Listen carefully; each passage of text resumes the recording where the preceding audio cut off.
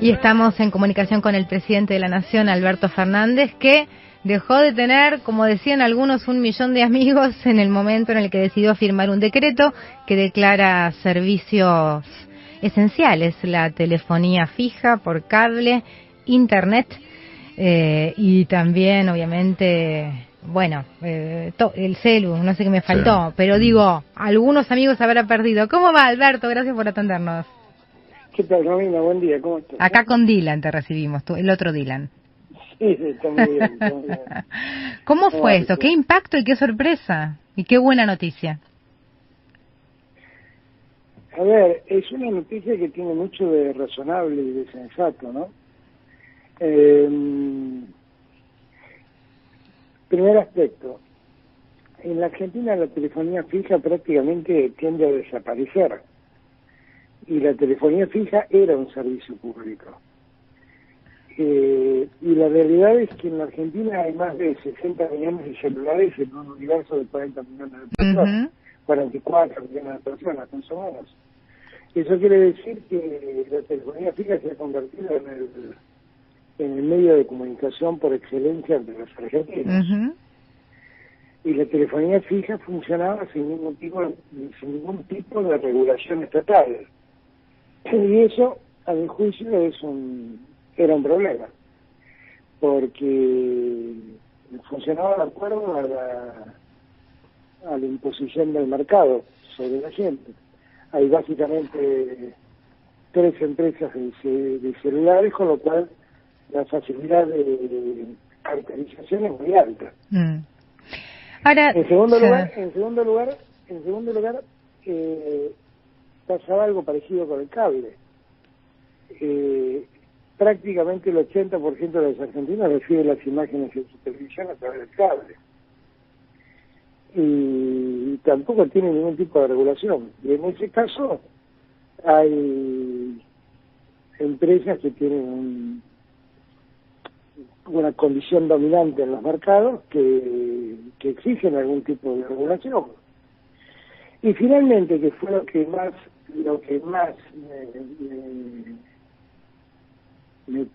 me definió, fue una charla que tuvimos por la Ciudad de Buenos Aires con el jefe de gobierno de la Ciudad de Buenos Aires, donde me explicaba que había 6.000 chicos que tenían que volver a estudiar a las escuelas porque la conectividad de Internet les llegaba mal. Y entonces mi reflexión fue, pero son 6.000 chicos que ponemos al contagio del virus cuando de verdad el problema es la conectividad. O sea, no me están diciendo que vuelvan al colegio los chicos que tienen conectividad en los barrios donde la conectividad funciona bien de Buenos Aires, en Belgrano, en Barrio Norte, en Palermo, en Caballito. Me dicen que tienen que volver a los colegios los chicos que no tienen conectividad en los barrios populares.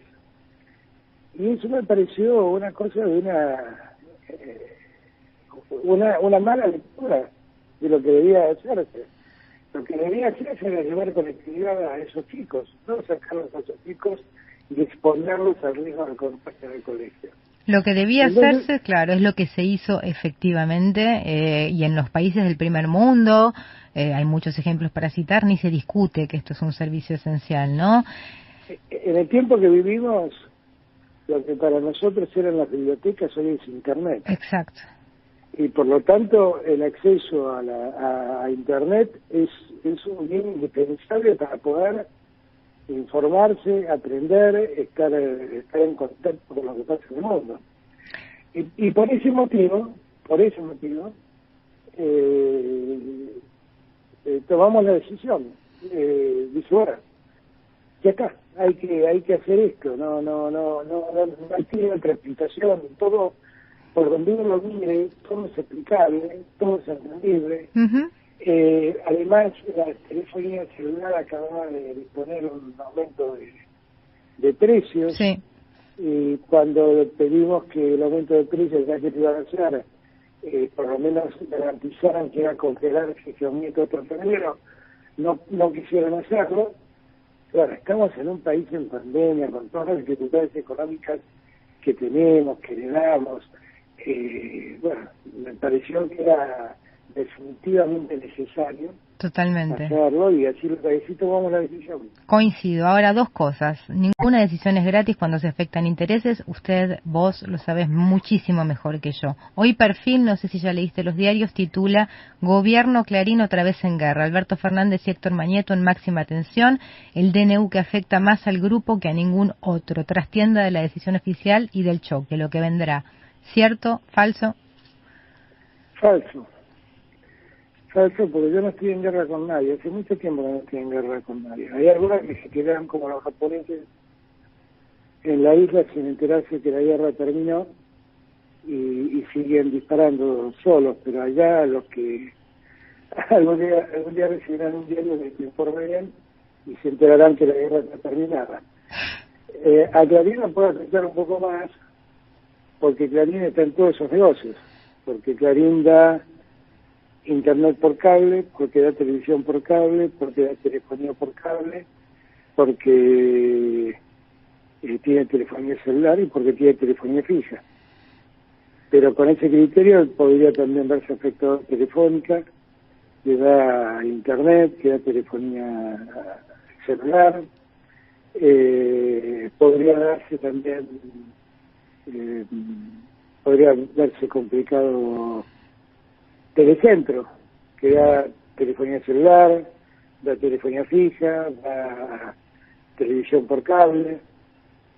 En fin, uno piensa que las medidas las toma, algunos piensan, por lo que fue la historia reciente, que es una pelea. Yo no estoy peleando, yo estoy defendiendo los intereses de los argentinos, que Así es es. otra. La oposición está defendiendo los intereses de las corporaciones. ¿Qué le contesta?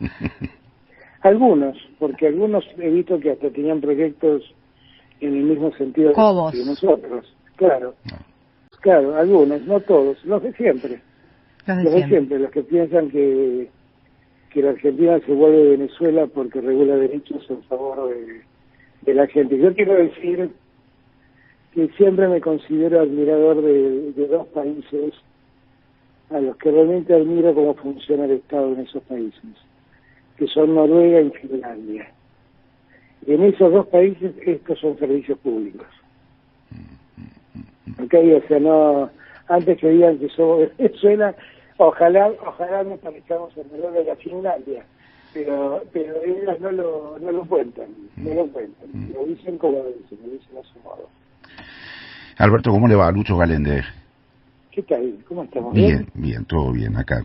Queriendo preguntarle sobre la reforma judicial, lo cambio un poco de tema, porque está también publicado hoy en los diarios que, según estoy leyendo, Alberto Fernández frenó la enmienda Parrilli, que era una de las partes que estaba en el dictamen de esta reforma judicial que va a tener después un tratamiento parlamentario. ¿Esto es así? O sea, efectivamente lo que se conoce, lo que la prensa le llamó la enmienda Parrilli, es una cosa que está caída en el proyecto de ley. No, yo soy muy respetuoso. En este país yo me doy cuenta que les cuesta creer que tengan un presidente que respete a las instituciones. Pero lamentablemente, para el que no lo entienda, esto es así.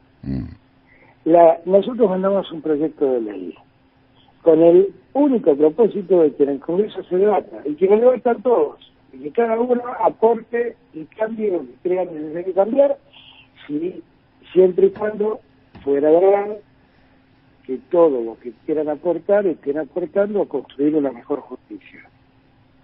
Porque después están algunas que en verdad lo que quieren es que la reforma no salga para mantener la corporación judicial que tanto daño ha hecho en el caso concreto de la justicia federal.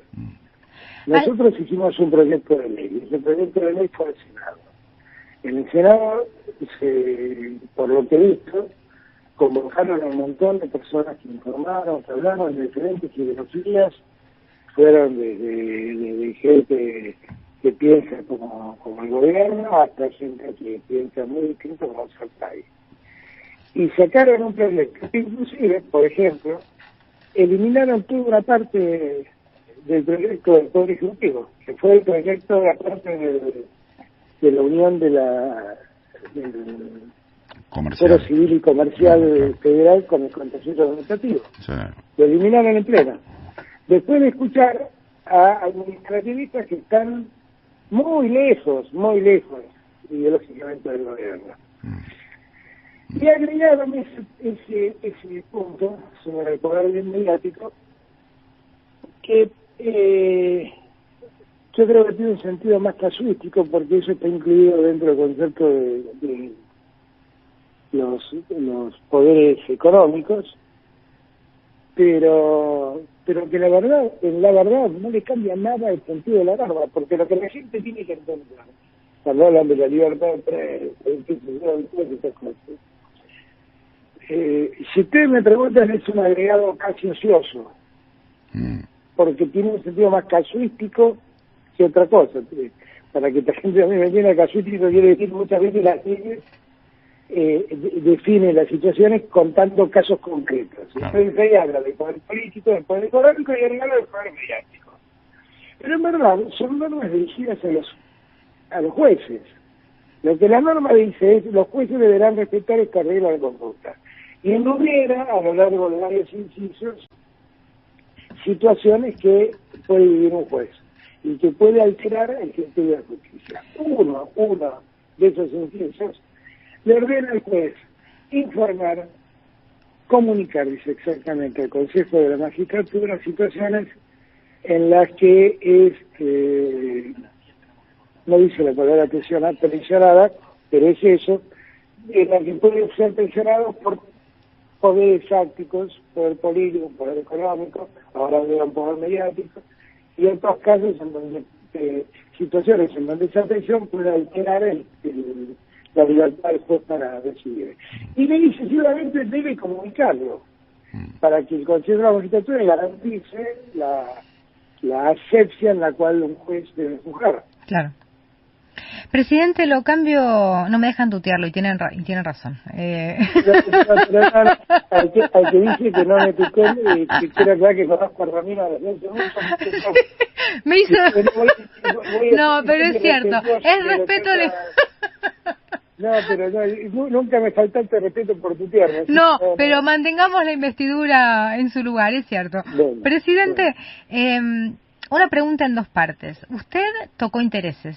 Le agradezco por haber dado la primera nota después de este decreto tan importante. Y la primera parte de la pregunta, este apagón que hubo después del decreto, ¿usted lo considera producto de la casualidad, del azar? No lo sé. Lo que digo es que yo no estoy tocando. Yo el único interés que toco es el de la gente, del pueblo, el de los usuarios y consumidores. O sea, además de los que prestan servicios, están los que los consumen. Y los que prestan servicios tienen tantos derechos como el que los consumen, que además, porque paga por esos servicios. No estamos hablando de servicios gratuitos, estamos hablando de servicios pagos, que la gente elige en un mercado y los paga. Por lo tanto, esta norma no tiende a perjudicar a nadie. A nadie. No, seguro. Yo pregunto. La medicina prepaga es un servicio que también tiene características similares a las que va a pasar con este caso. Simplemente no pueden aumentar sin explicarle al Estado por qué el aumento fija los límites de los aumentos de precios. Esto es algo exactamente igual. La medicina prepaga quiere aumentar y el Estado le dice, bueno, si puede aumentar, tendrá que mejorar los servicios de prestación del servicio. Y esto será exactamente igual. Entonces, en verdad, lo que nosotros estamos haciendo es regular un servicio que es muy, muy, muy importante para los argentinos, que tiene que ver con las comunicaciones, que no ha sido hecho contra nadie. Y bueno, y si el japonés está en la isla, no se enteró que la guerra terminó, que enterarse. Lo que es posible es que lo que sí se terminó es el país de los CEOs y de los gerentes que permitían que los empresarios hicieran lo que quieran. Ese país se terminó. Y con esto que estamos haciendo, no queremos prestarnos a Venezuela, como algunos dicen, alguna presidenta del partido opositor anda diciendo. Porque nosotros fuimos en todo caso parecemos a Finlandia, a Noruega, a Israel, países de Europa, a Israel, países de Europa que regulan esto como servicios públicos. Es todo lo que queremos. Lo cambio, y no lo hacemos en contra de las empresas, sino que lo hacemos en favor de la gente. Le cambio un poquito de tema. Reapareció Ernesto Sanz y se preguntó, para colaborar, ¿cuánto demorará en explotar esto? ¿Qué le diría? Que era mejor cuando se estaba callado, estábamos los argentinos mucho más tranquilos, y la verdad es que su aporte ya que altura sirve de muy poco, pero de muy poco, sirve de muy poco. Él un día decidió dejar la política y dejarse los negocios, que se dedica a los negocios y su estabilización. Y respecto al coronavirus, hay una estabilización en AMBA, pero hay un rebrote también en el resto del país. ¿Cuál es su recomendación y en todo caso le preocupa cuánto? Nunca olvidar que no estamos, el tema no se ha superado. Estamos logrando cierta estabilidad en el tema sanitario. Estamos trabajando mucho con el gobernador de Jujuy para resolver el problema del custodio. Estamos muy atentos a lo que pasa en Salta y en La Rioja. Estamos atentos también a lo que pasa en Mendoza, aunque en Mendoza tiene condiciones sanitarias como para poder atender a la gente con las camas suficientes. Entender que el problema no está superado, que el problema todavía sigue, que debemos ser muy cuidadosos, muy atentos a evitar situaciones que puedan provocar contagios. Presidente, hay una cosa que se viene diciendo desde que empezó la pandemia, que obviamente por la situación de detenimiento económico va a haber un aumento de la pobreza, ¿no? En este sentido, ¿cuál es el cálculo que tiene el gobierno respecto, al margen de todo el sistema de descarga, de ayuda social, de asistencia, etcétera, que por supuesto el Estado tiene en medio de esta pandemia?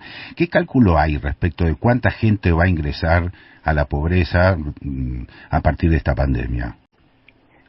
Yo te mentiría si te digo que tenemos un cálculo, pero indudablemente es muy posible que la pobreza haya aumentado, porque con una economía que se detuvo en marzo, es muy posible que la pobreza haya aumentado.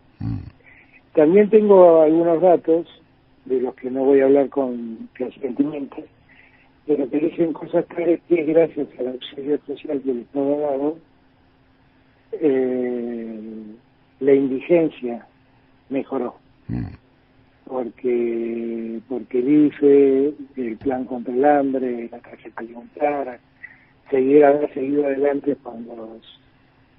con los planes que ya existían, la financiación universal y demás, haber mejorado las condiciones de ingreso de los jubilados, porque todos están discutiendo que apenas ganamos un punto, 2 puntos para la inflación con el aumento que dimos a los jubilados, pero todos se olvidan que el haber dado medicamentos gratis le permitió a los jubilados tener un 30% de su ingreso que antes destinaban a medicamentos y ahora pueden destinar a otras cosas. Entonces, para nosotros el tema de la pobreza es un tema que tenemos que resolver urgente. Fue lo primero de lo que nos ocupamos cuando asumimos el gobierno, crear el plan contra el hambre, la mesa contra el hambre, que aún hoy sigue funcionando y que aún hoy sigue trabajando. Ahora, yo lo que diría es que tenemos algunos indicios que dicen que la economía se está recuperando, y si la economía se recupera al ritmo que vemos que se está recuperando, es muy posible que podamos resolver muchos problemas de trabajo y muchos problemas de pobreza consecuentemente. Por ejemplo, la actividad industrial, más allá de lo que digan los agoreros del terror, la actividad industrial está hoy en día produciendo más que lo que producía el 19 de marzo.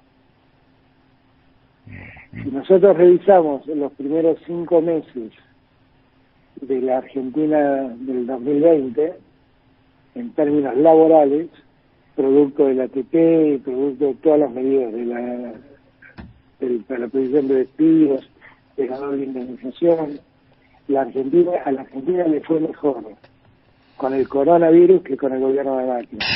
Es un título.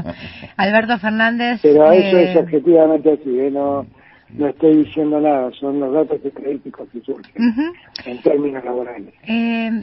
Yo no tengo palabras, me tocó muy de cerca, hice el editorial de apertura de hoy con la historia de un votante de este gobierno que perdió al hijo de su mujer por coronavirus esta semana, y cuando uno se entera de cerca y sabe que hay una historia detrás, y hombres y mujeres y apellidos, y gente, familias destrozadas, dice, ¿cómo puede ser que la oposición convoque una marcha anticuarentena y que el expresidente diga que está orgulloso? ¿Orgulloso de qué? ¿De mandar a la gente a la muerte? ¿Qué reflexión le merece? Porque esto no va a quedar acá. Digo, me parece que siempre van a... Yo la verdad es que creo que cualquier hombre público, sea político o no, cualquier persona que entra al escenario público, debe medir sus palabras, porque debe entender que hay un riesgo en lo que está diciendo. Porque hay mucha gente que escucha al que habla y le presta atención. Y la gente supone, con razón, que nosotros, los que estamos en el escenario público, tenemos un nivel de información, una capacidad de análisis un poco mejor que el promedio. Claro. Y entonces, cuando uno escucha decir esas cosas, lo que uno siente es qué manera de mandar gente a contagiarse. Él pasó por Francia. Después de su paso por Francia aumentó volvieron todos los rebrotes. Y eso él no lo cuenta. No lo vio, no estuvo ahí. Hoy Madrid, hablé con Pedro Sánchez días atrás, y Pedro me contaba que tenía problemas en Barcelona y en Madrid. Sí, claro. Por los rebrotes. Y eso no lo cuenta. Digo, es una gran irresponsabilidad. Pero yo quiero decir que el primer día que yo dejé la cuarentena, al día siguiente mi abuela que me recomendó es que no hagamos cuarentena, que dejemos a toda la gente en la calle, que se murieran los que tenían que morirse, y que no nos matemos de cuarentena. Bueno, él cree eso y actúa en consecuencia. Yo, gracias a Dios, estoy muy lejos de eso, pero para mí la política es cuidar la sanidad de la gente, la salud de la gente, preservar el trabajo. Nosotros hicimos un enorme esfuerzo. Escuchaba recién hablar con Cecilia del esfuerzo que hicimos con el SATP. El SATP no fue un hecho caprichoso nuestro, fue la búsqueda de que el trabajo no caiga y que los empresarios puedan volver a trabajar al día siguiente en que se terminó este martirio. Totalmente. Y en el medio conseguimos un sinfín de cosas, hasta conseguimos que la vacuna se produzca en Argentina. La realidad es que alguien que parece estar más atento al fútbol que lo que le pasa a su país, no hable de ese modo, a mí la verdad me hiere profundamente, pero sé, porque me lo dijo él, que él cree que el modo es que la gente se contagie, que se mueran los que tengan que morir, y que la economía siga suave, que es más importante para la gente. Y yo no creo eso. Presidente, le agradezco muchísimo la nota y lo dejo con una frase que escuchó el día de su asunción. Va a llegar el día en el que va a necesitar que el respaldo popular se manifieste. No es este el día porque estamos en pandemia, pero Cristina Fernández de Kirchner le dijo, el pueblo es leal y el día que lo convoque por una causa justa va a estar ahí.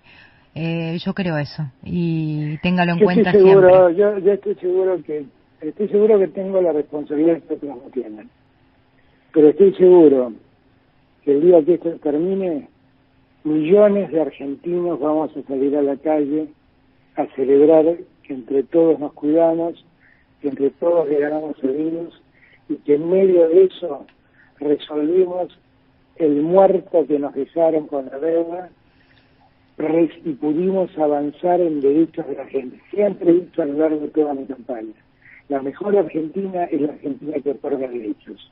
Bueno, ahora tenemos el derecho a que la telefonía celular, el cable de televisión e Internet sean servicios públicos donde el Estado se mete en favor de los consumidores. Yo no me siento hoy con menos amigos. Yo sé que tengo 44 millones de argentinos que dicen gracias, tenés razón, así lo que corresponde. Le mando un codazo, presidente. Abrazo muy grande a los dos. Abrazo. Chao, hasta luego.